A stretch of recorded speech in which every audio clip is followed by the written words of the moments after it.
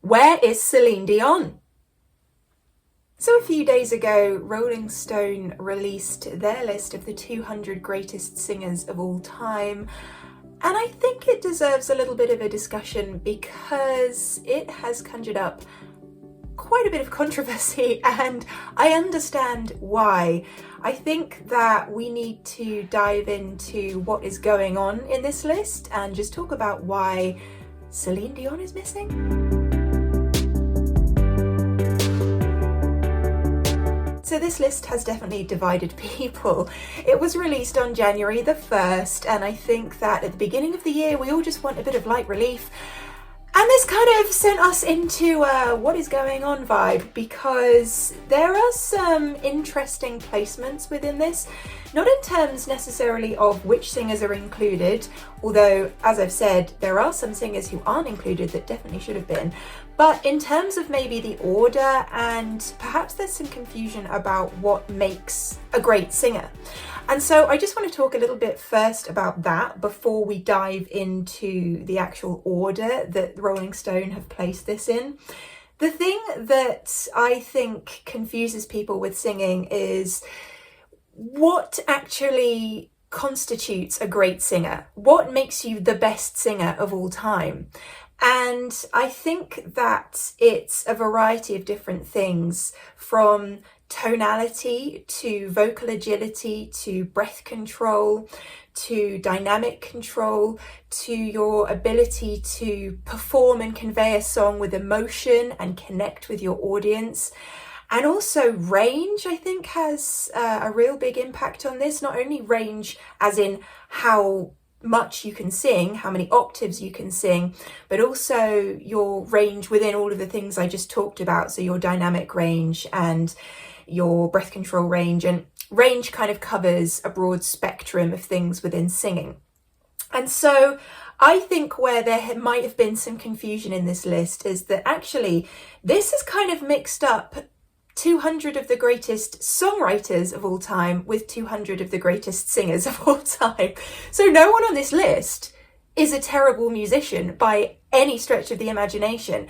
But I think what has happened is there has been some confusion here in how we are justifying a great singer. And I think the confusion lies in some of these singers being better songwriters than they are singers.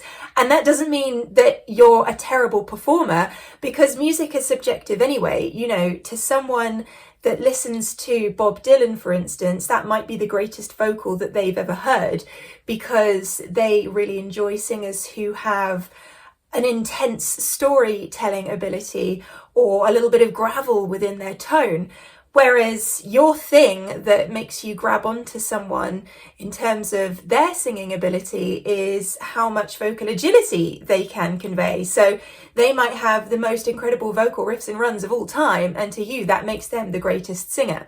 And so this is getting confusing because this list has basically divided all of these different things up and kind of thrown away, I think, what we should have had in separate lists. There should have been a list of the greatest songwriters who can sing of all time, a list of the greatest gravelly tone singers, a list of the greatest vocal agility singers.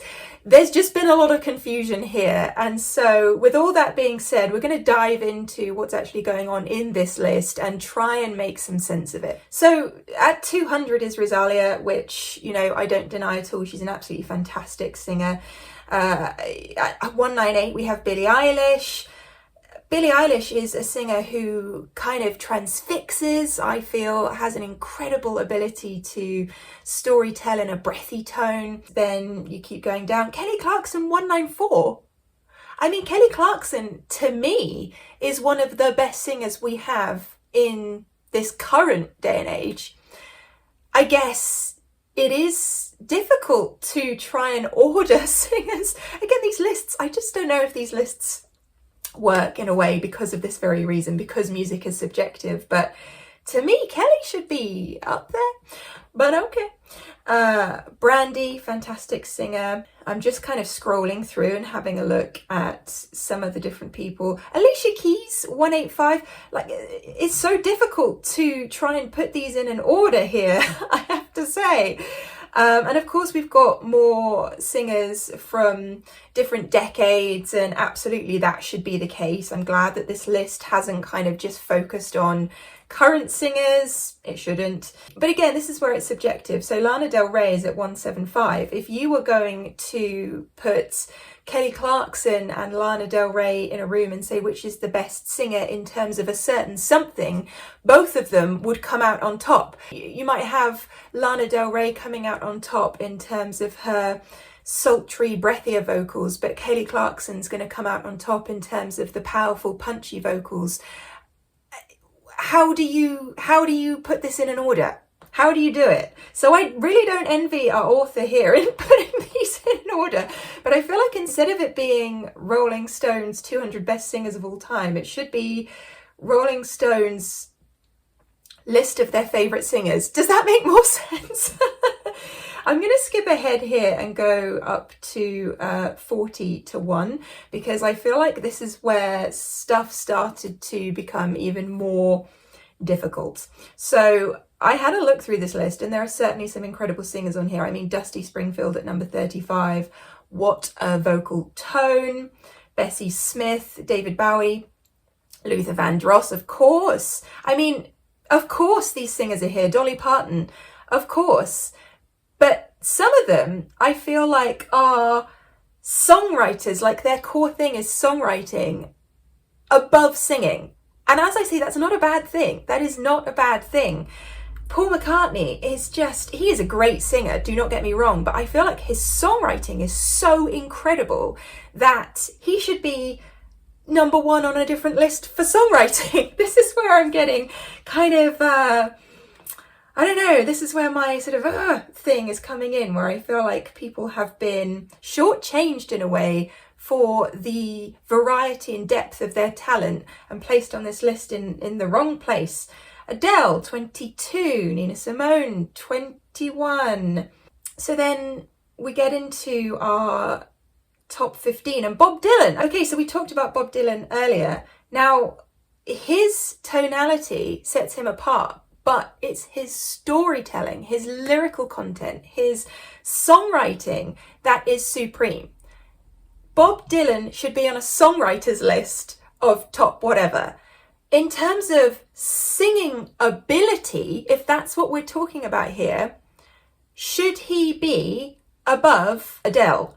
I don't know. I don't know. How do you order this? It just doesn't make any sense. Freddie Mercury, number 14. Shouldn't he be in the top 10?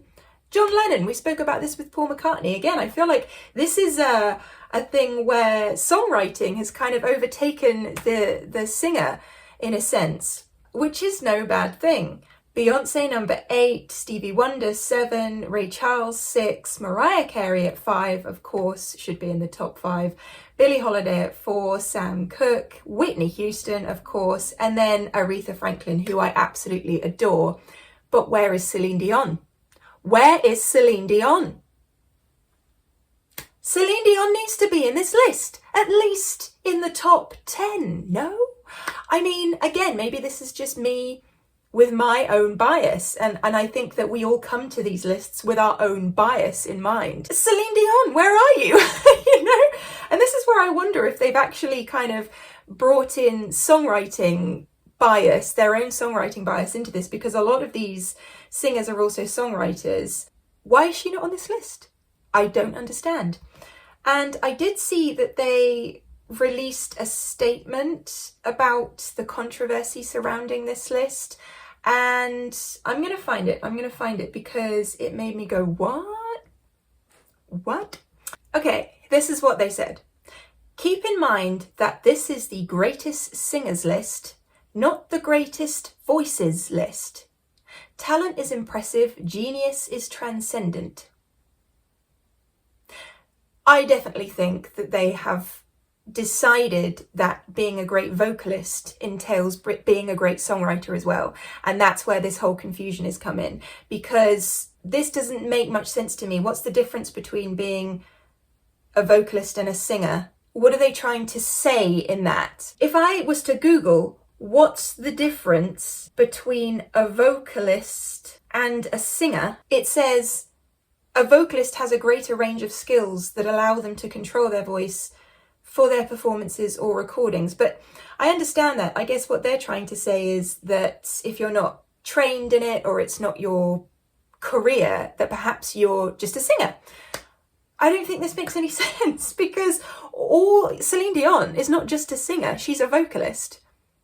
Yeah, there's a lot of confusion here around the meanings behind words, and I'm not sure that cleared anything up in terms of what they were trying to get at. My theory is that they were trying to make a list of the greatest singer songwriters or something of all time, and that's where this has kind of gone wrong.